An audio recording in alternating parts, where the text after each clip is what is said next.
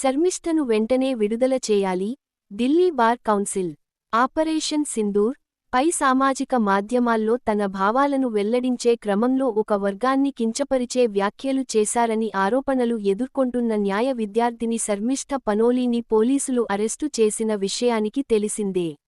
దీనిపై రాజకీయంగా దుమారం రేగుతోంది. కాగా ఆమెను వెంటనే విడుదల చేయాలని ఢిల్లీ బార్ కౌన్సిల్ డిమాండ్ చేసింది. బార్ కౌన్సిల్ చైర్మన్ సూర్య ప్రకాష్ ఖత్రి మాట్లాడుతూ, లా చదువుతున్న విద్యార్థినిని పోలీసులు అరెస్ట్ చేయడాన్ని తీవ్రంగా ఖండిస్తున్నట్లు తెలిపారు. శర్మిష్ఠ చేసిన పోస్టు వల్ల కొందరికి బాధ కలిగినప్పటికీ వెంటనే దానిని డిలీట్ చేసి క్షమాపణలు చెప్పినప్పటికీ ఇటువంటి చర్యలు తీసుకోవడం సరైంది కాదని సూర్య ప్రకాష్ అన్నారు. పశ్చిమ బెంగాల్లో మితిమీరిన రాజకీయ ప్రేరేపిత చర్యలకు ఇది ఉదాహరణ అని అన్నారు.